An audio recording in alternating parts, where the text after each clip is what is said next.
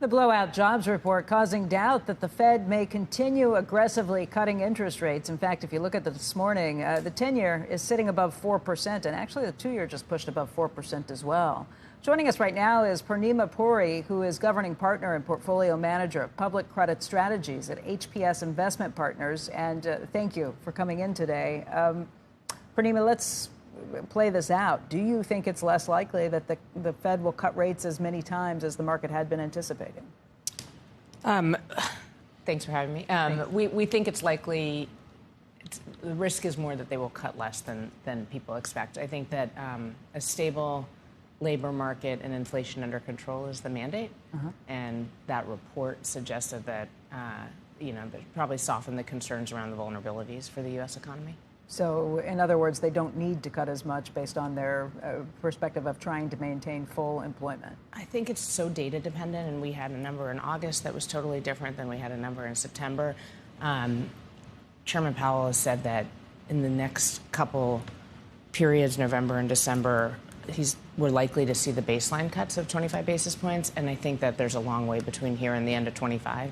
Yeah, and I think it wasn't just the stronger numbers for September, it was the revised upward numbers for the month of August, too. Correct. So continuing to watch all those things. It did sound like Chairman Powell last week was, or maybe it was the week before, was it Friday the week before when he was talking, was basically saying, we're going to measure the data and see what happens from here. Yeah, I mean, what we heard was we're not in a rush to cut. We are focusing on all the data. And so our view is that, it's likely to be baseline for the next 2 quarters. I will say that the number that the market had estimated went from 8 cuts to 6 cuts based on that information that came out last week. Is that a problem for the markets? Or is it good news because it means there's not as much of a drop-off in the economy as had been maybe predicted? Yeah, I mean, people are saying it's Goldilocks economy because it's tempered inflation, it's moderate growth, and it's rate stability.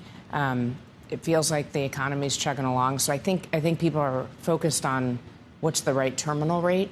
Everyone's been focused on that being 3%, and we have the view that it's likely to be in that low 3% number, and the 10-year Treasury is likely to stay around 4.5%. So what do you tell investors to do when it comes to the bond market, when it comes to any of these credit facilities? Yeah. So you can either take spread risk or you can take rate risk when you have rates going down. Spread risk is hard to find in the high yield markets right now. Spreads are super, super tight. So spread risk there's different credit products that allow for spread risk. And it's likely that duration risk is probably going to be interesting at some point soon, because at a 4 to 4.5% 10-year, that's not too bad either. You seem pretty laid back about this. You don't seem too concerned. Right? No, seriously, there's some people who are riding on every single movement that's made. You're basically saying we're in a situation where they're going to lower rates. We're just not sure by how much. Yeah, I think that we are of the view that, you're probably going to have somewhere between 5 and 6 cuts by the end of 25. We don't trade portfolios based on 1 month's information. Right. We don't invest based on that. So we tend to have a little bit of a longer outlook. But I think that, when we price risk, we're looking over the course of a year, not over the course of a month.